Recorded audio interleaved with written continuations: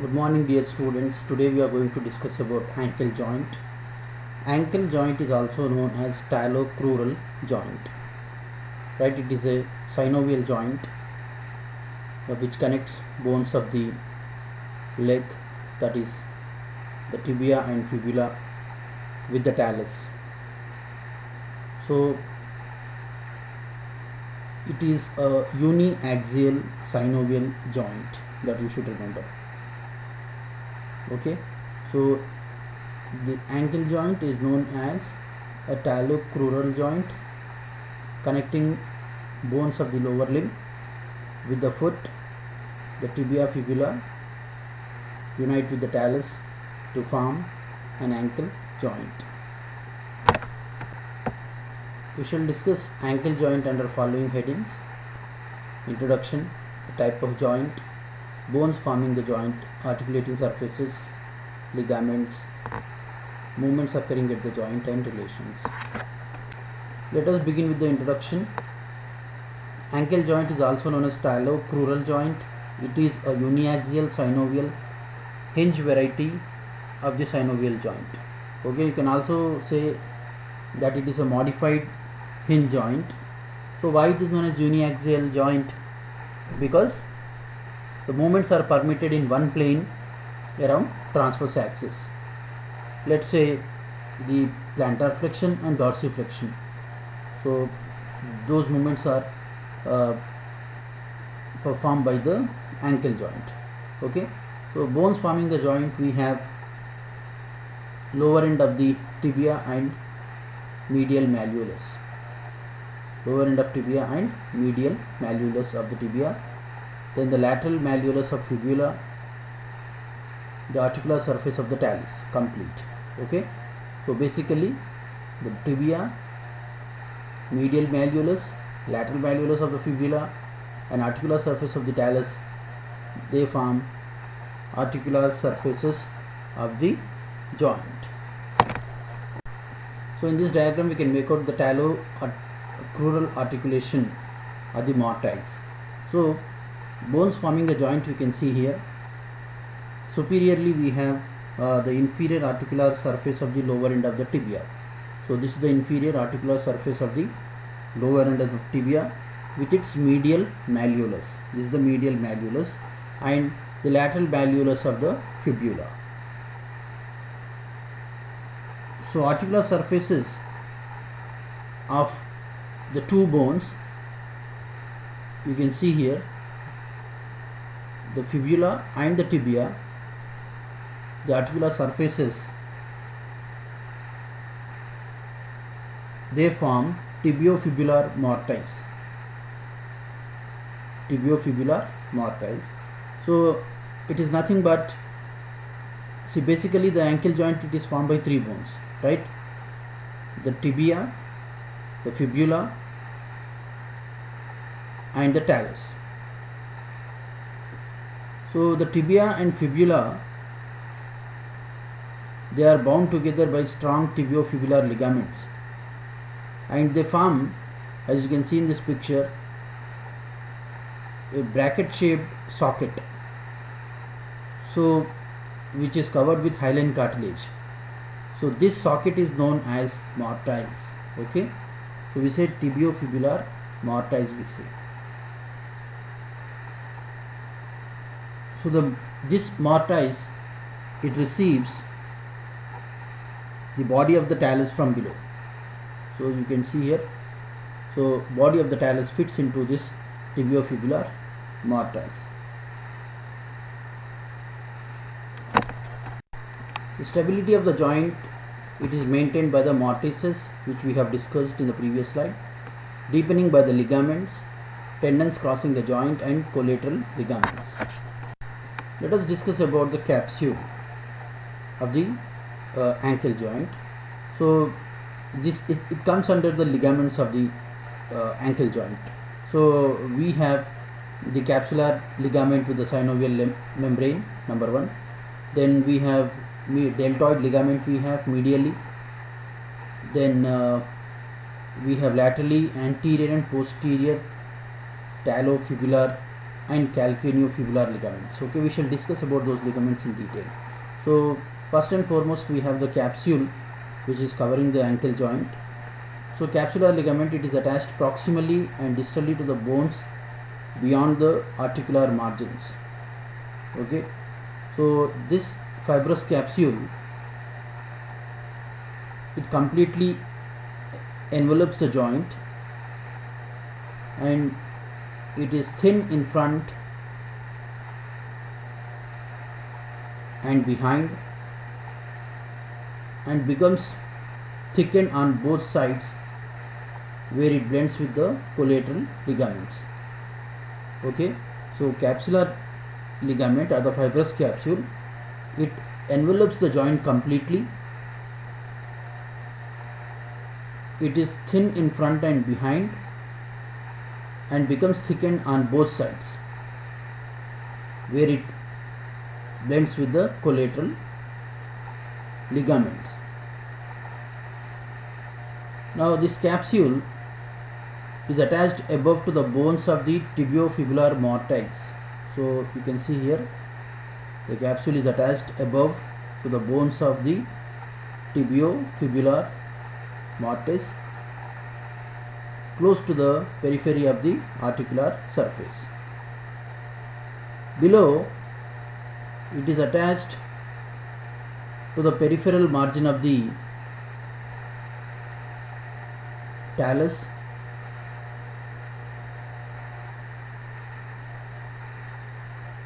in the anterior part it extends up to the neck of the talus, that you should remember. So above, the capsule is attached to the tibiofibular mortise, close to the periphery of the articular surface. Below, it is attached to the neck of the talus. Then we have synovial membrane. So this synovial membrane, basically it lines the inner surface of the fibrous capsule, and you also see a small synovial recess extends upwards in the inferior tibiofibular joint. Okay, so this is about the capsule and the synovial membrane. Let us discuss about the medial ligament of the ankle joint, that is deltoid. Deltoid ligament is very important from examination point of view. So this deltoid ligament, as you can see here, it is a strong triangular band. It is a strong triangular band which blends with the fibrous capsule. This deltoid ligament consists of two parts, the superficial and the deep part. Superficial and the deep part. So whatever we see here, this is the superficial part, and further deep we have the deep part. So the superficial part, the apex of the superficial part is attached to the tip and adjoining margins of the tibial malleolus. So let's say this is the apex of the superficial part of the deltoid ligament, which is attached to the tip and adjoining margins of the tibial malleolus. Tibial malleolus is nothing but the medial malleolus. So this is the apex of the superficial part of the deltoid ligament. Then the anterior part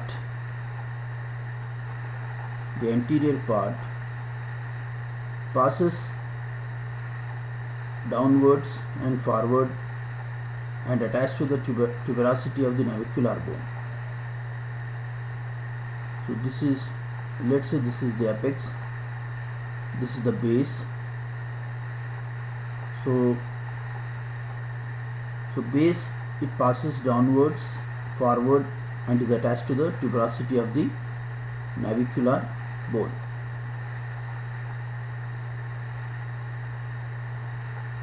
And blends with the medial margin of plantar calcaneonavicular ligament. So what you have to remember here, the apex of the superficial part of the deltoid ligament is attached to the tip and adjoining margins of the tibial malleolus. Base or the anterior part passes downwards, forward, and it is attached to the tuberosity of the navicular bone. Tuberosity of the navicular bone, and blends with the medial margin of the plantar calcaneonavicular ligament. So we can see that the base of the deltoid ligament blends with the plantar calcaneonavicular ligament, also known as the spring ligament, we say. The intermediate part extends vertically downwards. So this is the anterior part and this is the intermediate part. It extends vertically downward and attached along the medial surface of the calcaneus, sustentaculum tali, you can say. So this is the intermediate part which is extending downward and is attached to the medial surface of the sustentaculum tali of the calcaneus. So this part is known as tibiocalcaneal part of the deltoid ligament. So intermediate part is known as tibiocalcaneal part. So anterior part is known as what? Anterior part is known as tibionavicular part. Anterior part is known as tibionavicular part. Intermediate part is known as tibiocalcanean part. Then the posterior part, it extends downwards and backwards and attached to the medial tubercle of the talus. Medial tubercle of the talus. So this part is known as posterior tibiotalar part. Posterior tibiotalar part. So these are the three parts of deltoid ligament. We have anteriorly we have tibionavicular part. Intermediate part is known as tibiocalcanean part, and posterior part is known as posterior tibiotalar part and their attachments. So this is about the superficial part of the deltoid ligament, that it has apex, base, the anterior part, intermediate part, and the posterior part. Anterior part is known as tibionavicular part, the intermediate part is known as tibiocalcanean part, and posterior part is known as posterior tibiotalar part. So this is about the superficial part of the deltoid or medial ligament of the ankle joint.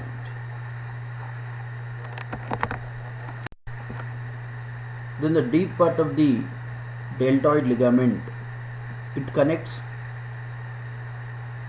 a depression close to the tip of the tibial malleolus to the non-articular part of the medial surface of the talus. So that part is known as anterior tibiotalar part. So the deep part.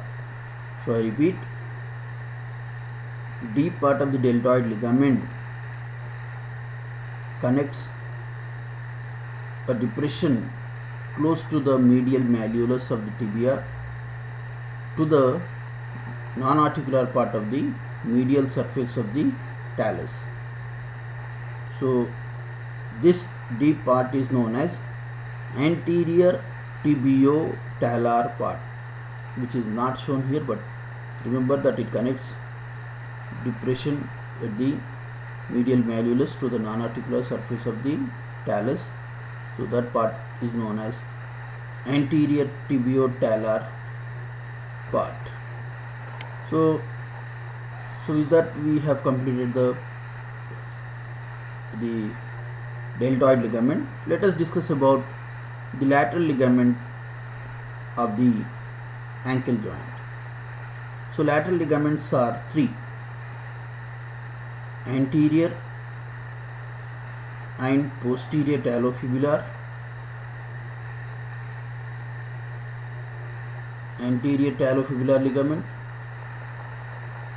posterior talofibular ligament, and calcaneofibular ligament. 1, 2 and 3. So these three are the lateral ligaments of the ankle joint. Anterior talofibular ligament, this one, it is a weak band. It extends forwards and medially from the anterior margin of the fibular malleolus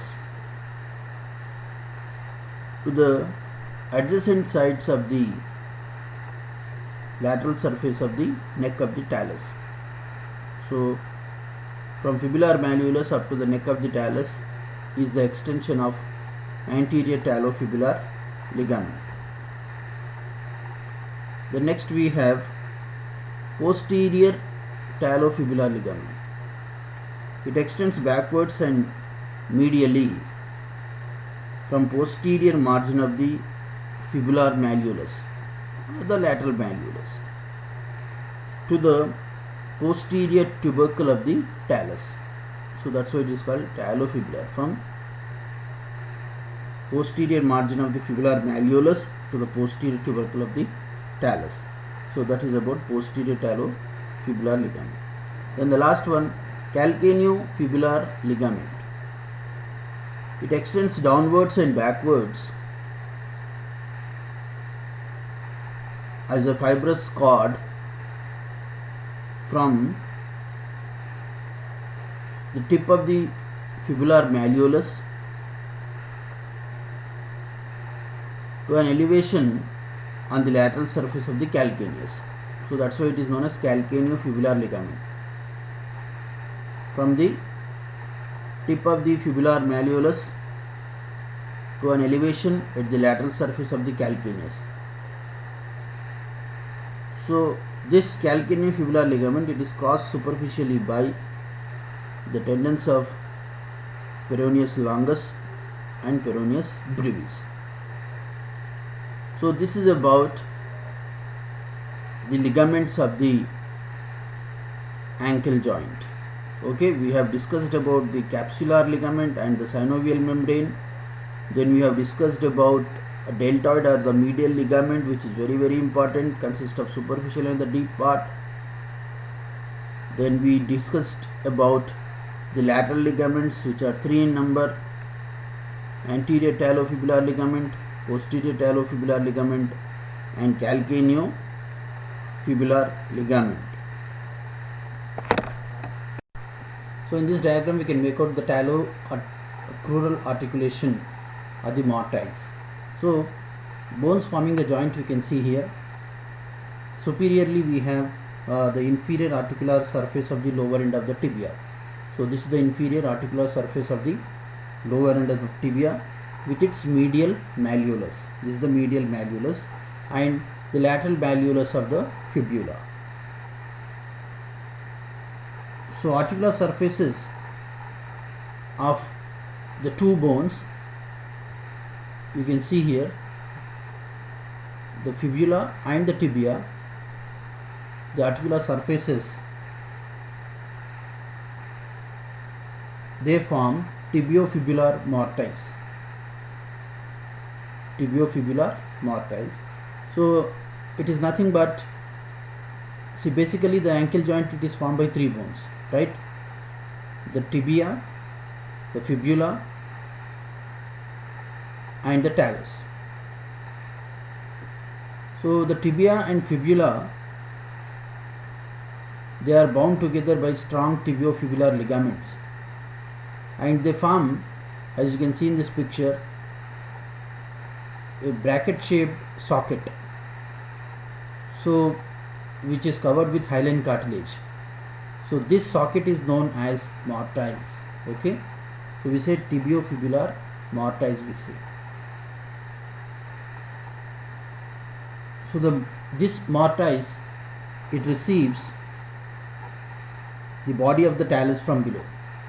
So you can see here, so body of the talus fits into this tibiofibular mortise.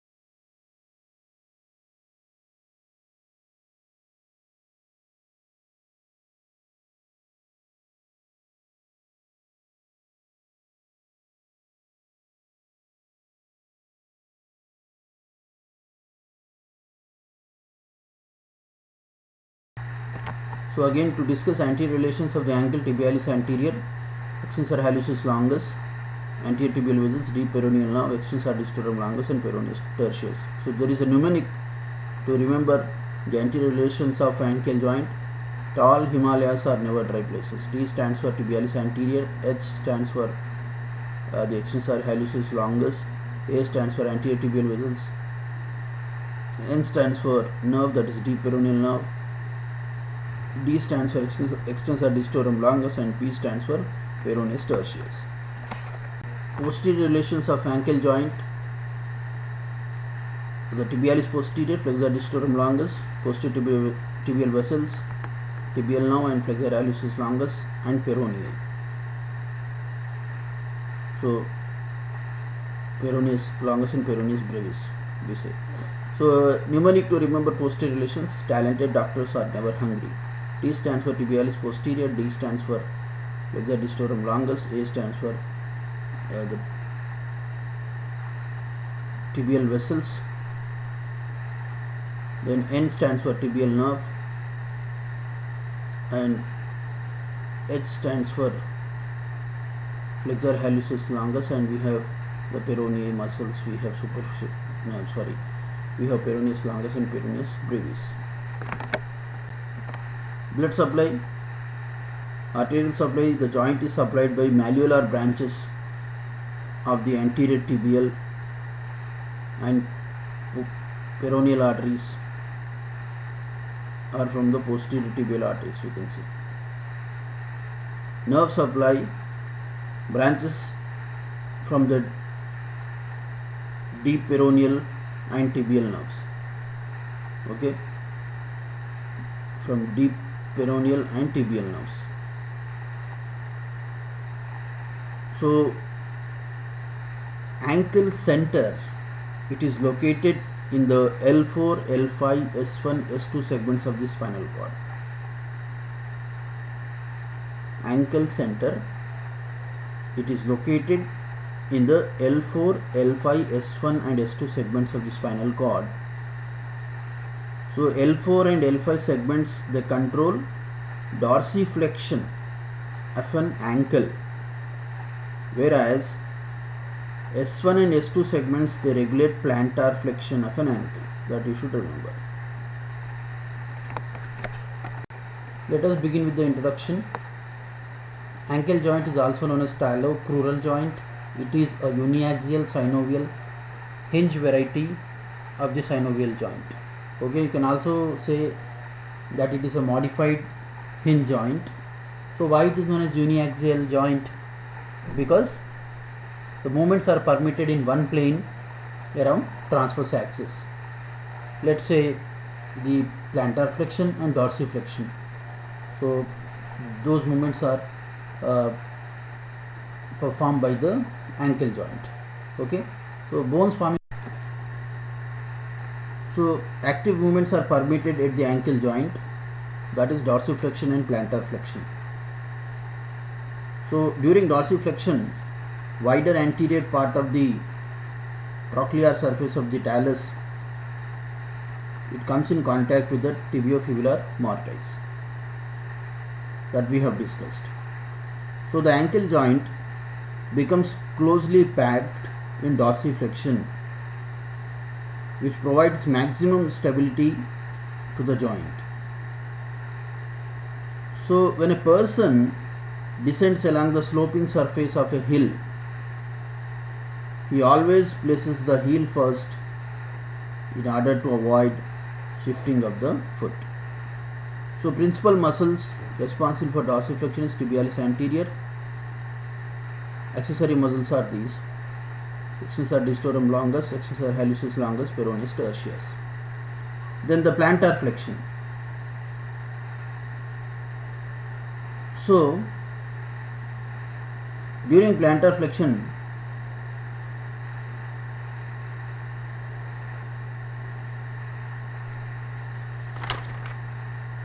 the ankle joint becomes loose packed because there is some joint space is available between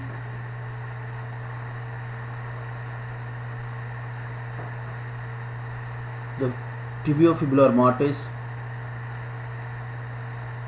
and trochlear surface of the talus. So therefore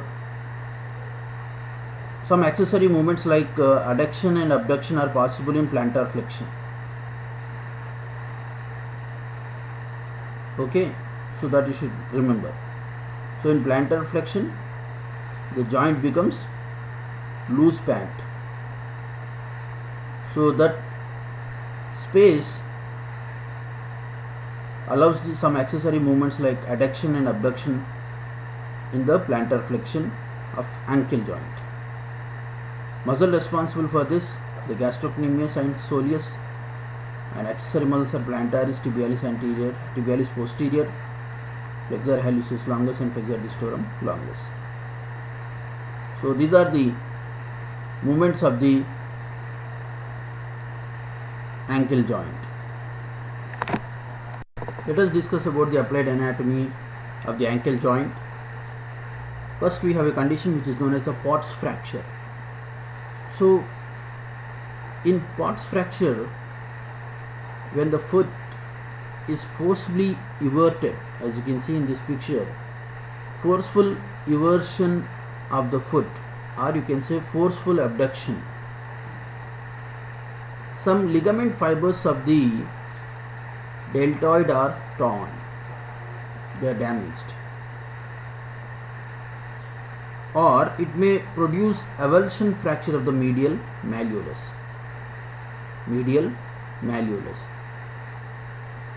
So sometimes the force of the impact, it pushes the talus against the lateral malleolus, and the shaft of the fibula is fractured. So that is a few centimeters above the ankle joint. You see the fracture of the shaft of the fibula. So this association of horizontal fracture of the medial malleolus and oblique fracture of the fibular shaft is known as the Pott's fracture. Okay, you have to remember this. Dislocation of the ankle joint, it is very uncommon. If it occurs, it is accompanied by either one malleoli, either the tibial malleolus or the fibular malleolus. Ankle sprain are most common, occurs due to stretching and tearing of the ligaments. So when the plantar flexed foot is excessively inverted, that results in lateral ligament is stretched and torn, anterior talofibular ligament most commonly torn. So in this case, the injuries of ankle region are usually caused by falls or twist. So over inversion of the foot results in ankle sprain. Over inversion of the foot results in ankle sprain, which is fairly common. Anterior talofibular ligament sometimes torn, and in severe cases anterior part of capsule is ruptured. So with this we have completed the ankle joint. So you should describe the introduction of the ankle joint, articulating surface of the ankle joint, ligaments of the ankle joint, and movements of the ankle joint, relations of the ankle joint, and applied anatomy related to the ankle joint. Thank you very much.